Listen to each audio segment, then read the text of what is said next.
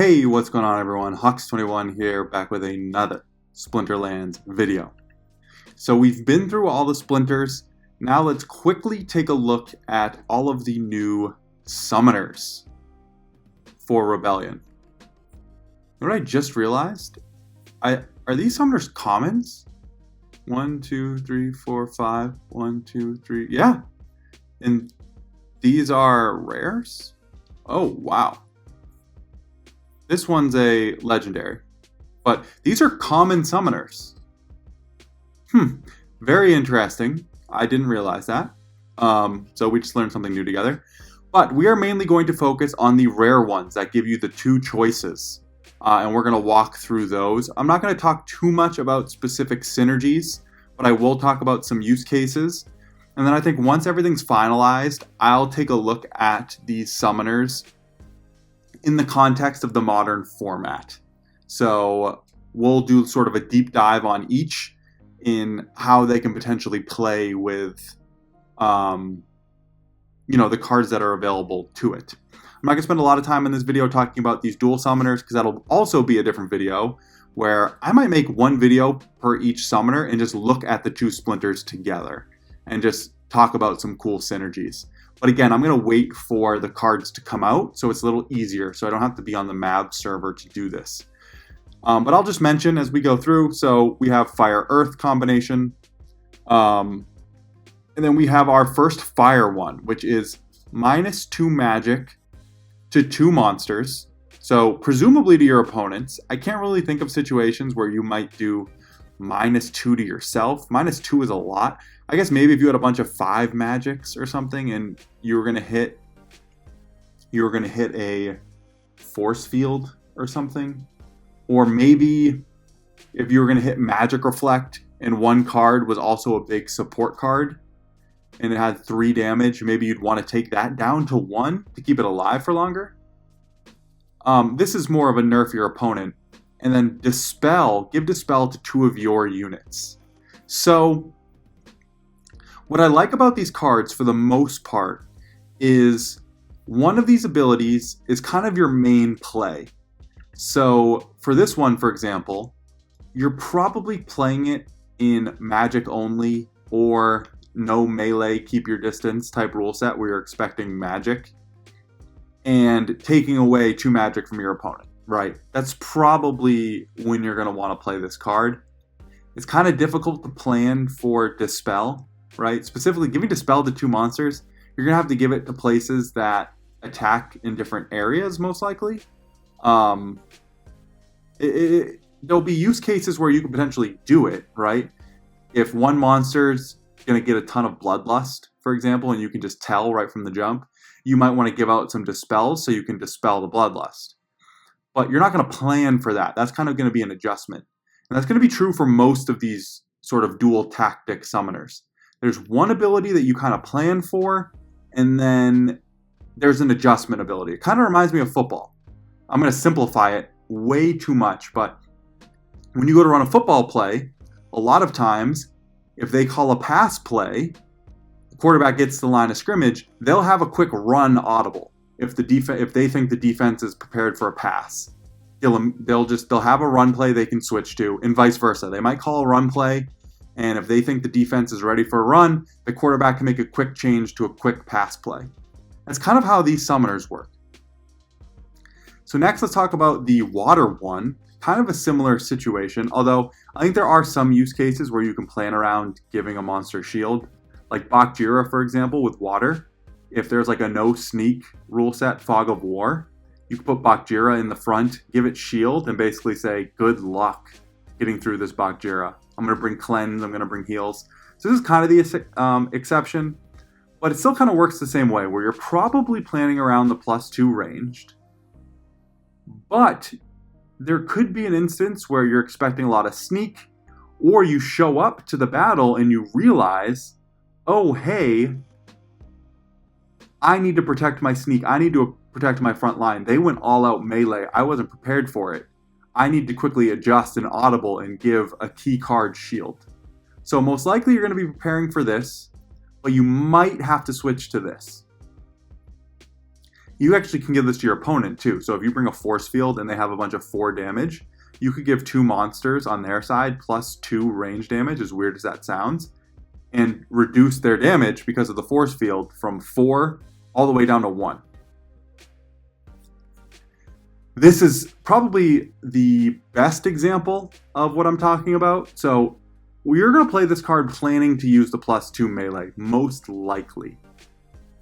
In general, you're not going to plan, per se, on knowing you want to poison a specific unit, because you don't know what your opponent's going to play. But this is the perfect thing to audible to. You put up a melee lineup, you're going to boost its melee by 2, and then all of a sudden you realize, oh whoa, there's a key card here on my opponent's team that I can poison. This card is insane. This is a very, very, very, very, very good card. In Bulldog's video, actually, there was a great use case for this, where I believe it was his opponent. His opponent had set up a melee play, but Bulldog was prepared and had the Ever-Hungry Skull, I believe it was, in the back position, who was going to just eat up all of the sneak damage, was going to give out Thorns damage, and Bulldog's opponent said, you know what? Instead of this 2 melee like I was planning, I'm just going to poison the Ever-Hungry Skull with its 1 health. And that's what the opponent did. Poison the Ever-Hungry Skull. Ever-Hungry Skull was gone after the first turn. Boom, was able to get through Bulldog's backline. That's what I mean. Plan for the 2 melee, adjust to the poison. If you look at the battle and you think, oh, there's a key card here that I could poison, right? Maybe it's a Jared Scar. Maybe it's, a Last Stand monster that's going to be in position to do something to you, and you can poison it before it gets close to the front line. So something like that. Avita the Wolf is a decent exception because you can plan around both speed and heal. Same video with Bulldog. He gave heal to the Last Stand monster in life.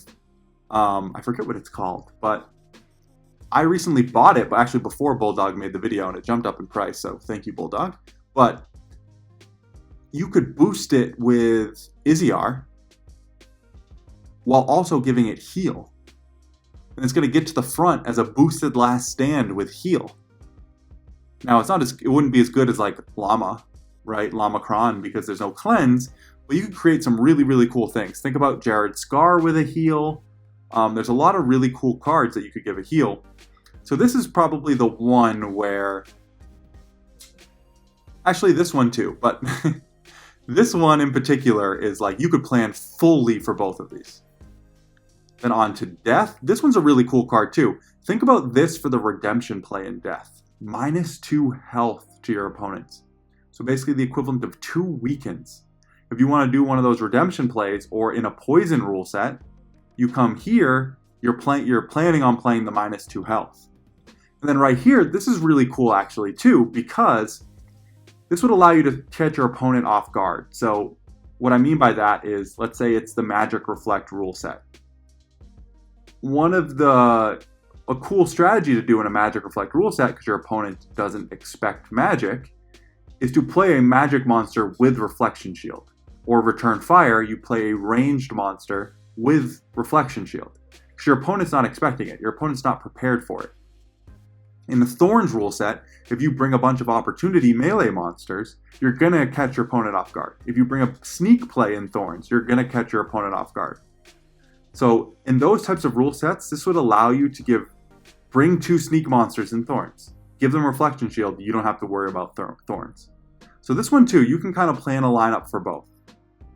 Finally, we have the Dragon one. The Dragon one is insane. Giving 2 cards Ambush is wild.